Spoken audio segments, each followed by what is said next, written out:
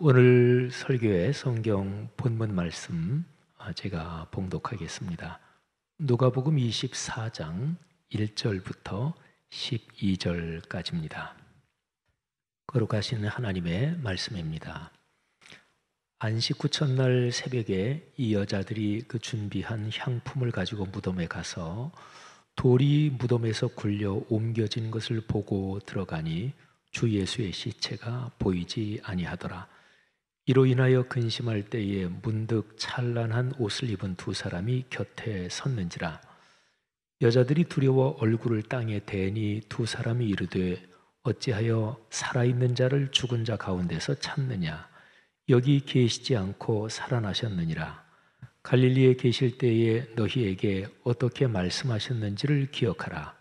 이르시기를 인자가 죄인의 손에 넘겨져 십자가에 못 박히고 제3일에 다시 살아나야 하리라 하셨느니라 한데, 그들이 예수의 말씀을 기억하고 무덤에서 돌아가 이 모든 것을 11사도와 다른 모든 이에게 알리니, 이 여자들은 막달라 마리아와 요한나와 야고보의 모친 마리아라. 또 그들과 함께한 다른 여자들도 이것을 사도들에게 알리니라. 사도들은 그들의 말이 허탄한 듯이 들려 믿지 아니하나 베드로는 일어나 무덤에 달려가서 구부려 들여다보니 세마포만 보이는지라. 그 된 일을 놀랍게 여기며 집으로 돌아가니라. 아멘. 여러분이 살아오신 시간에서 가장 많이 생각에 떠올리는 일이 어떤 것입니까? 사람에 따라 다르겠죠. 또 앞으로 걸어갈 삶의 여정에서 어떤 것을 가장 많이 생각하십니까? 앞으로 살 것 중에서 걱정하든지 기대와 설렘을 가지고 있든지 어쨌든 어떤 것을 가장 많이 생각하십니까? 사람의 삶은 그 사람의 의식, 곧 마음의 상태에 따라서 결정됩니다. 그리고 마음의 상태는 무엇을 생각하느냐, 사람이 생각하는 것에 마음의 상태가 달려 있죠. 힘들고 고통스러운 일도 잊어버리면 괜찮습니다. 시간이 약입니다. 시간이 흐르면서 고통이 엷어집니다. 삶 전체를 뒤흔드는 열정과 격정도 시간의 강에 실려 내려가면서 아스라해지고 또 마음 한편 추억의 방에 들어앉습니다. 반면 별것 아닌 일도 자꾸 생각하면 현재의 삶에 영향을 끼칩니다. 아름답고 평화로운 일을 자주 떠올리면 마음이 행복해집니다. 반면에 미움, 원망, 원한, 복수, 슬픔, 열등감, 절망, 이런 것들, 그러니까 부정적이고 독한 것들이 생각에 많이 떠오를수록 삶은 불행해집니다. 그래서 마음을 잘 가꾸고 다스리는 것이 삶에서 가장 큰 지혜입니다. 공부 중에서 마음 공부, 이게 가장 큰 공부입니다. 역사의식이란 말을 쓰지요. 역사의식이란 말이 제가 지금 말씀드리는 이런 주제와 연관이 있습니다. 역사의식이라는 단어가 거창하고 그래서 구체적인 생활에 무슨 연관이 있을까 싶지만 조금만 생각해 보면 마음의 자의식, 이 마음자리를 가꾸는 일과 연관되면서 역사의식이 참 중요합니다. 역사의식이라는 말을 사전에서 찾아보면 뜻이 다음과 같습니다. 어떠한 사회현상, 어떤 사회현상을 역사적인 관점이나 시간의 흐름에 따라 파악하고 그 변화 과정에 주체적으로 관계를 가지려는 의식, 이런 것입니다. 좀 추상적으로 들리는데요. 좀 쉽게 얘기하면 지나온 시간에서 배우면서 앞으로 펼쳐질 시간을 지혜롭게 걸어가는 것입니다. 역사의식이 없는 민족에게는 미래가 없습니다. 역사의식에서 생각하는 일이 가장 기본입니다. 그러니까 역사의식, 거기에 의식이란 말이 들어가잖아요. 그러니까 생각하는 거예요. 내가 살아가는 사회, 오늘의 세상에 어떤 사건이 발생하면 좀 거기에 대해서 생각을 하는 거예요. 그게 간단하게 말하면 역사의식입니다. 생각은 마음의 작용입니다. 과거에 일어난 어떤 것을, 과거에 있었던 어떤 일을 마음에 다시 불러오는 것이지요. 그리고 그거를 생각하면서 미래에 진행될 어떤 상황을 마음에 그리는 것입니다. 유명한 알려진 말, 온고의 지신, 공자가 한 말이죠. 논어의 위정편이라는 부분에 나온다고 하죠. 온고의 지신도 이런 맥락에서 생각할 수 있습니다. 옛 것을 익히고 그것을 미루어서 새 것을 안다는 말이죠. 그러니까 지나온 삶에서 내가 경험한, 어떤 사람이 경험한 모든 것은 삶의 귀중한 자산입니다. 어려운 일도 마찬가지입니다. 어려운 일이든 순조로운 일이든 역경이든 순경이든 하여튼 사람이 과거에 경험한 모든 것은 그거를 잘 생각하면 다 그 사람 삶의 자산이 됩니다. 과거의 경험을 생각에 떠올려서 기억하면서 거기에서 무엇을 배우면, 레슨을 받으면 그러면 현재와 미래의 삶이 풍요로워집니다. 기억한다는 영어 단어 remember라는 단어가 있죠.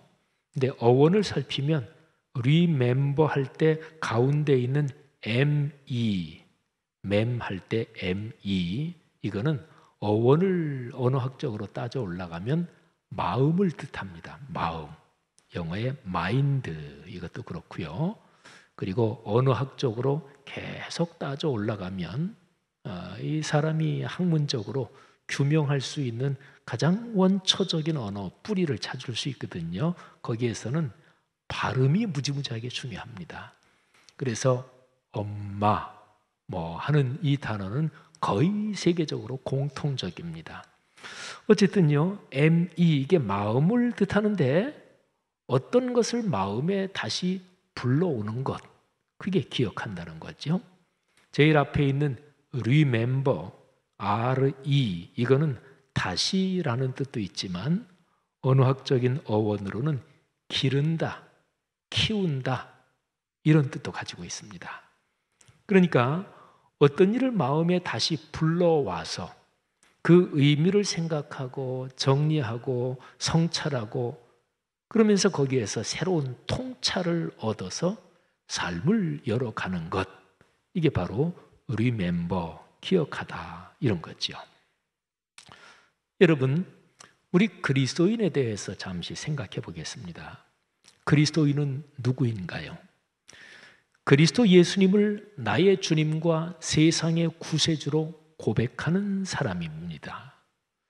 끊임없이 이 주님을 생각에 떠올리며 기억하는 사람이 그리스도인입니다. 예수 그리스도의 십자가 사건, 곧 십자가의 죽음과 부활을 중심으로 그분에 관한 진리의 말씀인 66권 성경 말씀을 늘 기억하며 사는 사람이 그리스도인입니다. 주님께서 십자가에 달려 돌아가심으로써 죄와 그 형벌인 죽음을 대속하셨습니다. 주님께서 죽음에서 부활하심으로써 죄와 죽음의 권세를 꺾고 승리하셨습니다. 그러니까 십자가의 죽음, 부활, 이 죽음과 부활 두 가지를 합쳐서 십자가 사건이라 그러지요. 이 두 가지는 기독교의 복음을 압축한 표현이고, 그리고 기독교에서 전하는 구원의 길, 제일 짧게 얘기하면 십자가 사건, 십자가의 죽음과 부활, 이렇게 되지요. 성경은 끊임없이 우리에게 기억하라고 말씀합니다. 절대로 잊지 말라고 말씀합니다. 기억해라, 잊지 말라, 내용적으로는 같은 거지요. 잊지 말고 기억해야 할 것은 궁극적으로는 삼위일체 하나님인데, 그러니까 뭐를 기억하라는 얘기냐, 뭐를 잊어버리지 말라는 얘기냐, 하나님 기억하라는 거예요. 하나님 잊어버리면 안 된다는 거예요. 그런데 구체적으로 말하면 그 하나님께서 예수 그리스도의 십자가 사건을 통해서 이루신 구원의 복음, 그거를 잊어버리지 말라고 하는 것입니다. 자, 구약과 신약에서 잊어버리지 말아야 할 가장 핵심적인 것 하나씩을 제가 말씀드리겠습니다. 구약 성경에서 가장 중요한 사건은 출애굽입니다. 하나님께서 권능의 팔로 당신의 백성 이스라엘을 종살이하던 애굽에서 건져내신 사건입니다. 구약 전체의 내용은, 그러니까 창세기부터 말라기까지, 물론 출애굽 사건이 창세기 그다음에 출애굽기 두 번째 책에 나옵니다만은 어쨌든 구약을 전체적으로 보면 구약 성경의 내용은 이 출애굽 사건을 기억해라, 이 말로 요약해도 됩니다. 좁게 보면 출애굽 사건은 출애굽기 12장부터 15장에 기록된 사건인데, 출애굽 사건을 좀 더 넓게 본다면 광야 40년 여정까지 포함된 사건이죠.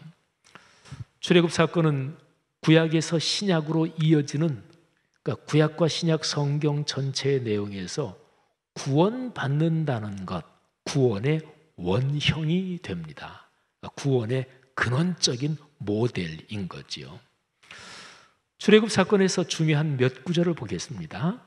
출애굽 사건이 일어난 그 달이 이스라엘 달력에서는 정월 1월로 됩니다. 하나님께서 그렇게 명령을 하셔요.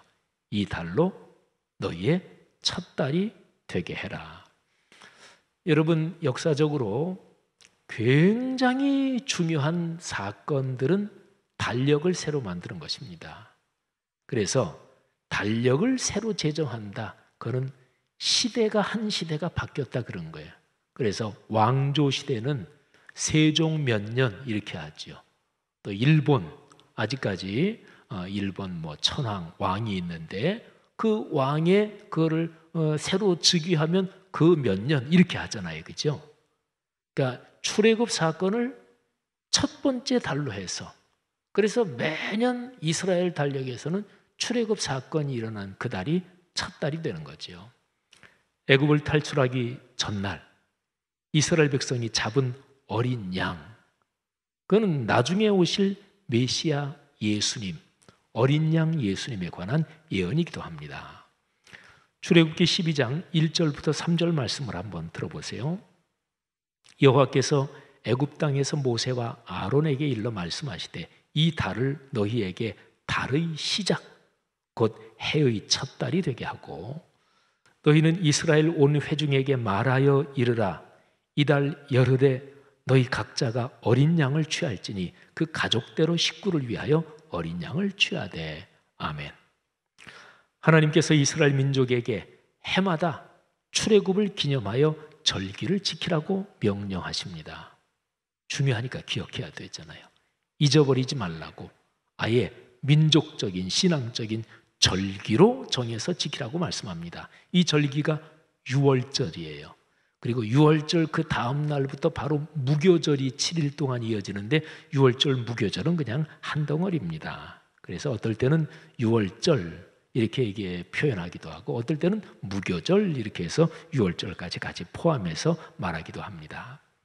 이 일을 대대로 기억하며 그 의미를 되새기는 것, 이것이 이스라엘 민족의 정체성에서 심장이 됩니다. 출애굽기 13장 10절, 그리고 좀 건너뛰어서 14절부터 16절을 제가 읽어드릴 테니까 들어보십시오. 해마다 절기가 되면 이 규례를 지킬지니라. 14절로 건너갑니다. 후일에 내 아들이 내게 묻기를, 또는 내 딸이 내게 묻기를 이것이 어찌 됨이냐 하거든 너는 그에게 이르기를 여호와께서 그 손의 권능으로 우리를 애굽에서 곧 종이 되었던 집에서 인도하여 내실세. 그때 바로가 완악하여 우리를 보내지 아니하며 여호와께서 애굽 나라 가운데 처음 난 모든 것은 사람의 장자로부터 가축의 처음 난 것까지 다 죽이셨으므로 태에서 처음 난 모든 수컷들은 내가 여호와께 제사를 드려서 내 아들 중에 모든 처음 난 자를 다 대속하리니 이것이 내 손의 기호와 내 미간의 표가 되리라. 이는 여호와께서 그 손의 권능으로 우리를 애굽에서 인도하여 내셨음이니라 할지니라. 아멘. 여러분, 구약 성경의 표현에서 내 손목에 매어 기호를 삼고 내 이마에 붙여 표로 삼고, 이거는 하나님의 말씀과 연관해서 하는 표현입니다. 근데 출애굽 사건도 똑같은 표현이 나오네요. 그러니까 출애굽 사건은 구약에서 하나님께서 이스라엘 민족에게 주신 그 말씀의 근본적인 원형이 되는 사건, 말씀 사건이다, 이런 얘기죠. 출애굽 사건은 예수 그리스도의 십자가 사건에서 이루어질 구원의 모형 그리고 예언입니다. 십자가 사건에서 구약의 출애굽 사건이 본질적으로 완성되는 거예요. 조금 전에 제가 어린 양 말씀드렸는데, 출애굽의 어린 양은 십자가에서 스스로 자신을 희생하신 예수 그리스도에서 완성됩니다. 애굽의 종살이에서 해방된 것은 죄와 죽음의 종살이에서 해방되어 하나님의 자녀가 되어 온전한 자유를 누리면서 완성됩니다. 그러니까 구약의 출애굽 사건, 신약의 예수 그리스도의 십자가 사건, 이 두 개는 일직선으로 연결되는 구원 사건의 중심축인 거죠. 자, 신약으로 넘어가면 예수님께서 사람 몸을 입고 계셨을 때 드셨던 마지막 식사가 저 유명한 최후의 만찬입니다. 이 만찬은, 그 드신 식사는 구약의 유월절을 기념하는 유월절 식사였어요. 그러니까 예수님은 최후의 만찬, 그거를 당신이 의도적으로 유월절 식사에 맞추신 것이라고 봐야 되는 거죠. 그 마지막 식사를 드시면서 당신의 죽음과 부활을 기념하는 성만찬을 제정하셨고, 그리고 그리스도인과 교회 공동체가 예수님의 재림 때까지 이것을 기억해라, 지켜서 기념해라, 이렇게 명령하셨습니다. 그러니까 구약의 유월절 절기가 신약의 성찬식으로 완성되는 거죠. 성찬식은 십자가 사건을 얘기하는 거니까. 예수님은 명확한 의도를 갖고 구약의 유월절을 당신의 십자가 희생, 그거를 기념하는 성찬식으로 연결시키고요. 그리고 이 성찬식을 거룩한 예식으로 정하십니다. 그리고 이 예식은 영원한 하나님의 나라, 영원한 천국까지 이어집니다. 누가복음에 그게 나오는데 22장 7절부터 9절, 그리고 건너뛰어서 14절부터 19절을 제가 읽어드리겠습니다. 유월절 양을 잡을 무교절 날이 이른지라 예수께서 베드로와 요한을 보내시며 이르시되 가서 우리를 위하여 유월절을 준비하여 우리로 먹게 하라. 여짜오되 어디서 준비하기를 원하시나이까? 네, 마가복음을 쓴 마가의 어머니 마리아, 성경에는 이름까지는 기억이 안 됐지만 마리아가 유월절 식사를 대접하고 준비했다. 이게 교회 역사의 전통인데요. 어쨌든 이제 좀 넘어가서, 때가 이르매 예수께서 사도들과 함께 앉으사 이르시되 내가 고난을 받기 전에 너희와 함께 이 유월절 먹기를 원하고 원하였노라. 예수님께서 십자가의 고난을 받기 전에 유월절 식사를 얼마나 간절히 기다리고 그리고 얼마나 세심하게 준비하셨나, 그 얘기예요. 원하고 원하였노라. 내가 너희에게 이르노니 이 유월절이 하나님의 나라에서 이루기까지 다시 먹지 아니하리라 하시고, 그러니까 유월절은 하나님의 나라에서 최종적으로 영원한 천국에서 완성된다는 얘기예요. 이에 잔을 받으사 감사기도 하시고 이르시되 이것을 갖다가 너희끼리 나눠라. 내가 너희에게 이르노니 내가 이제부터 하나님의 나라가 임할 때까지 포도나무에서 난 것을 다시 마시지 아니하리라 하시고, 또 떡을 가져 감사기도 하시고 떼어 그들에게 주시며 이르시되 이것은 너희를 위하여 주는 내 몸이라. 너희가 이를 행하여 나를 기념하라 하시고, 예수님의 명령사항입니다. 이를 행하여 나를 기념하라. 우리 기독교 신앙에서 성례, 거룩한 예식, 이게 성례라는 뜻이에요. 라틴어로 사크라멘트라고 하는데, 그런데 성례식은 우리 기독교 신앙으로 성경적으로 딱 두 가지입니다. 예수님께서 직접 명령하신 거 두 가지, 세례와 성찬이에요. 목사가 결혼 주례를 할 때 거룩한 예식 이런 표현을 쓰지만 기독교 신앙의 신앙 고백으로 성례, 세례, 성찬하고 동급은 아니에요. 가톨릭에서는 결혼도 동급으로 보고 또 사제, 서품, 우리 기독교로 목사 안수죠. 이것도 동급으로 보지만 우리 기독교 신학에서는 세례, 성찬하고 동급인 건 아무것도 없어요. 뭐 결혼식, 뭐 장례식 또는 목사 안수 받는 거 다 세례, 성찬하고는 아닙니다. 세례와 성찬, 주님께서 직접 명령하신 거예요. 너희가 이를 행하여 나를 기념하라. 자, 여러분, 우리는 지금까지 기억하라는 주제로 구약과 신약의 중심을 잇는 흐름을 살펴봤어요. 예수 그리스도께서 부활하신 후에 사람들에게 나타나시죠. 승천하시기 전에. 근데 그때의 예수님께서 강조하신 말씀이 역시 기억해라, 이것이었습니다. 특히 사복음서 중에서 누가복음의 부활 이야기에서 기억해라, 이게 아주 두드러집니다. 누가복음 24장 1절부터 12절이 오늘 설교의 본문이죠. 안식 후 첫날 새벽에 여인들이 예수님의 시신을 안치한 무덤으로 갑니다. 막달라 마리아, 야고보의 어머니 마리아, 또 요한나, 누가복음의 부활 이야기에는 이 세 여인의 이름이 나오고 그 외에 또 다른 여인들도 있었다고 말씀합니다. 이들은 예수님의 시신을 찾았지만 시신은 보지 못하고 천사 둘을 만납니다. 그런데 천사들이 여인들에게 예수님의 부활의 소식을 전하지요. 그 내용 중에 누가복음 24장에 보면 6절과 8절에 기억하다 이 단어가 쓰입니다. 그리고 9절에는 알리다, 전하다 하는 거죠. 이 표현이 쓰이는데, 근데 그걸 한번 잘 주목하면서 한번 들어보세요. 천사가 하는 말이에요. 어찌하여 살아있는 자를 죽은 자 가운데서 찾느냐? 여기 계시지 않고 살아나셨느니라.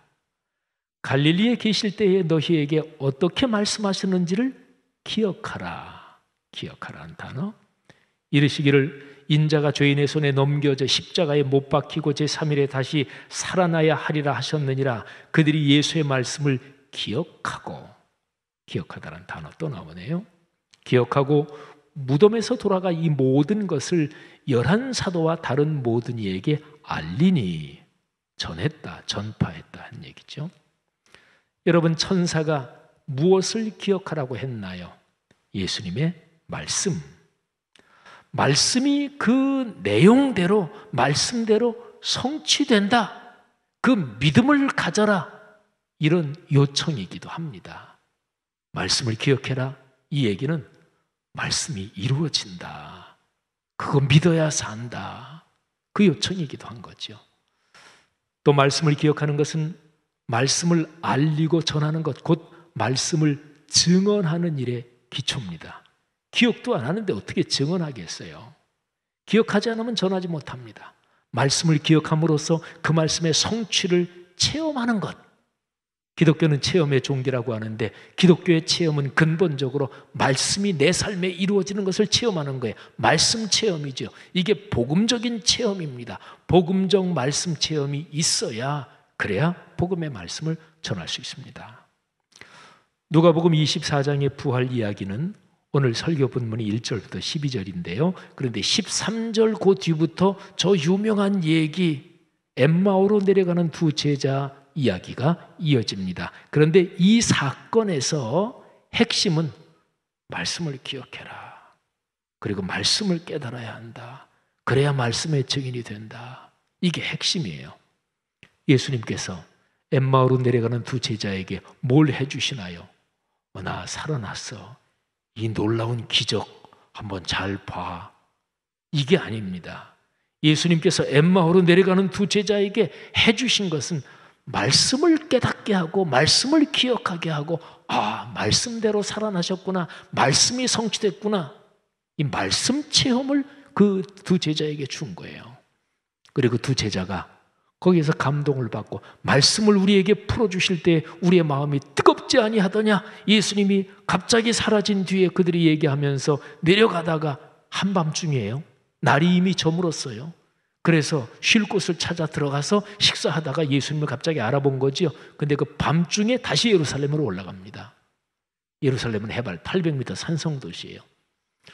동쪽으로 여리고로 내려가는 큰 경사가 급하고 서쪽은 경사가 완만하지만 동쪽이든 서쪽이든 밤중에 가면 강도당할 위험이 많은 곳입니다. 근데 한밤중에 올라가요. 기다릴 수가 없었어요. 말씀 체험을 했거든요. 누가복음 24장의 부활 이야기, 거기에서 말씀을 기억해라, 말씀이 꼭 그대로 이루어진다는 것을 믿어라, 이 주제는 사도행전으로 그대로 이어집니다. 누가복음은 의사 직업을 갖고 있었던 누가가 기록했는데 사도행전도 누가가 기록합니다. 누가복음과 사도행전은 서로 연결된 전편과 후편이에요. 그건 사도행전 1장을 보면 알아요. 제가 전편에 이렇게 기록했습니다. 그러면서 그게 연속편으로 이어집니다. 사도행전은 성령의 행전이라고 불릴 정도로 성령의 역사가 많이 나옵니다. 그런데 성령께서 하시는 일이 뭐냐? 가장 중요한 것이 말씀을 기억하여 깨닫게 하고 그 말씀이 삶의 현장에서 살아 움직이게 하는 일, 이게 성령의 역사예요. 성령의 역사에서 말씀이 빠진 채로 체험 위주로 가는 것은 기독교의 성경적인 성령의 역사를 왜곡하는 것입니다. 성령 체험을 많이 하는데 삶이 엉망이다, 그 사람은 이미 성경적인 성령 가르침을 받지 못한 거예요. 그러니까 성경 말씀 없이 영적인 체험을 많이 하면 그 사람은 윤리의식이 약해집니다. 윤리 도덕이 없어져요. 신비로운 체험, 그게 최고예요. 그러니까 사고치는 목회자들이나 사고치는 성도들이나 신령한 체험 많이 했다는 사람들이 성경 말씀에 따른 성령론을 배우지 못해서 그래요. 사랑하신 여러분, 성령께서 하시는 제일 중요한 일이 말씀을 기억하여 깨닫게 하는 일, 그리고 그 말씀이 삶의 현장에서 살아 움직이게 하는 일입니다. 성령의 능력으로 말씀이 전파되며 이로써 교회 공동체가 세워지고 부흥하는 것, 영적 부흥을 체험하는 것, 이게 사도행전 전체를 꿰뚫고 있는 주제입니다. 자, 부흥을 제가 말씀드렸는데 진정한 부흥이 무엇인가요? 말씀이 작동되는 것, 말씀이 삶이 되는 것이 진정한 부흥입니다. 사도행전에서 세 구절만 딱 찾아보면 이 점이 아주 명백합니다. 예루살렘 교회, 복음이 거기부터 꽉 전파되기 시작하죠. 예루살렘 교회가 가장 최고로 아름답게 부흥한 모습, 사도행전 6장 7절이에요. 그 다음에 더 나아가서 이스라엘 전체 교회가 가장 최고로 아름답게 부흥한 모습, 사도행전 12장 24절입니다. 더 거기서 퍼져가지고 아시아 주, 지금의 터키 지역인데 그 소아시아 주의 전체, 아시아 전체 교회가 가장 최고로 아름답게 부흥한 모습, 그게 19장 20절이에요. 자, 세 절을 제가 읽어드리겠습니다. 6장 7절, 이건 다 아시죠? 우리 교회 항구적인 중심 성경 구절입니다. 하나님의 말씀이 점점 왕성하여 예루살렘에 있는 제자의 수가 더 심히 많아지고 허다한 제사장의 무리도 이 도에 복종하니라. 아멘. 그러니까 말씀이 점점 왕성했다. 12장 24절, 하나님의 말씀은 흥왕하여 더하더라. 19장 20절, 이와 같이 주의 말씀이 힘이 있어 흥왕하여 세력을 얻으니라. 아멘. 사랑하는 그리스도인들이요, 스스로 한번 질문해 보십시다. 말씀을 기억하며 사십니까? 여러분의 마음에 말씀이 생각나게 하는 삶의 구조를 잘 지키며 사십니까? 삶의 구조가 말씀을 생각나게 하는 구조를 계속 지켜가야 돼요. 건강할 수 있는 제일 좋은 방법 뭔지 아십니까? 그거는 내가 생활하면서 자동적으로 많이 걷고 많이 운동하게 되는 생활 구조 자체가 건강하게 될 수 있는 구조를 가지는 게 그게 좋은 거예요. 한번 제가 창덕궁 거기에 어느 대학 총장님이 거기에 대해서 연구를 많이 하신 분이 한번 목회자들 한 7, 8명 안내를 쭉 하시는데, 근데 그런 얘기를 하시는 거예요. 옛날 조선의 궁궐들은 굉장히 많이 걸었대요. 창덕궁이나 고궁 가보면 계단 하나 높이가 대단해요. 그죠? 어디서 어디로 가더라도 계단 올라가고 내려, 이게 많습니다. 운동량이 많대요. 그러니까 건강할 수 있는 방법은 따로 시간 내서 뭐 복장 차려입고 어디 가서, 저는 운동에도 그런 거 딱 질색인데, 근데 그냥 하루 쭉 생활하면 그냥 자연스럽게 건강하도록 삶의 구조가 그렇게 되어 있는 게 제일 좋습니다. 그러면 하나님의 말씀을 늘 기억하도록 내 삶의 구조가 그렇게 되어 있느냐, 이게 이제 중요한 거죠. 말씀을 기억하고 묵상하며 말씀이 구체적인 삶에서, 현장에서 이루어지는 것을 체험하십니까? 그렇게 살면서 거룩한 복음의 말씀을 증언하며 사십니까? 말씀을 기억하는 구조가 구약시대의 안식일이고 신약시대 이후에는 주일 성수입니다. 모든 주일은 예수 그리스도께서 부활하신 것을 기념하는 날, 곧 말씀의 예언이 성취된 것을 기념하는 날이에요. 그러니까 구약의 모든 예언이 신약에서 성취되잖아요. 근데 성취의 최고 정점은 무엇일까요? 그거는 십자가의 죽음과 부활, 그리고 죽음보다 부활이 더 이제 죄와 악의 세력을 꺾은 거니까, 그렇게 보면 구약의 모든 예언이 성취는 신약에서는 절정이 부활이에요. 그리고 이게 마지막 예수님의 재림 때 최종적으로 완성되는 거지요. 그러니까 주일은 부활을 기념하는 날인데, 이 의미를 살려서 얘기하면 주일은 말씀이 성취된 것을 기억하는 날입니다. 주일과 더불어 주중의 수요 예배는 말씀을 기억하는 영적인 구조에서 매우 중요합니다. 신앙생활을 하면서 연중 찾아오는 크리스마스, 부활절, 성령 강림절, 추수감사절, 이거는 연중에 말씀을 기억하는 중심축입니다. 내가 섬기는 교회에서 연중 진행하는 가장 기본적인 영적 훈련들이 말씀을 기억하도록 내 삶을 지켜줍니다. 그는 교회에 따라 좀 강조하는 게 다르죠. 우리 교회에서는 적어도 봄, 가을에 있는 말씀 사경에, 연중 3번이는 꿈새, 꿈이름 새벽 예배, 이거는 기본적으로 우리 신앙을 지켜주는 장치예요. 사랑하는 형제 자매들이여, 부활의 절기에 우리가 기억해야 할 가장 중요한 것은 유일하고 완결된 하나님의 계신 66권 성경 말씀입니다. 죽음의 무덤에서 예수 그리스도께서 부활하신 것은 근본적으로 말씀이 성취된 것을 뜻합니다. 말씀은 결코 잠잠한 채로 있지 않습니다. 죽음을 이긴 생명의 부활처럼 하나님의 말씀은 현실의 모든 억눌린 것을 이기는 생명의 힘이요 축복입니다. 그 어떤 힘이나 세력도 하나님의 말씀을 가두지 못합니다. 부활의 힘은 모든 원수의 세력을 다 이기고 하나님의 복과 평화를 가져다 줍니다. 부활의 그 힘은 말씀이 삶이 되게 만드는 힘입니다. 사랑하시는 여러분, 2021년 코로나19 혹독한 2번째 해를 겪으면서 우리가 부활의 절기, 지난 주일에 이어서 이렇게 지나고 있는데, 하나님께서 말씀이 삶이 되는 이 부활의 능력, 여러분의 삶에 넉넉하게 주시기를 축복합니다. 그리고 이 힘으로 그리스도인답게 어떤 어려움도 이기며 사시기를 주의 이름으로 축복합니다.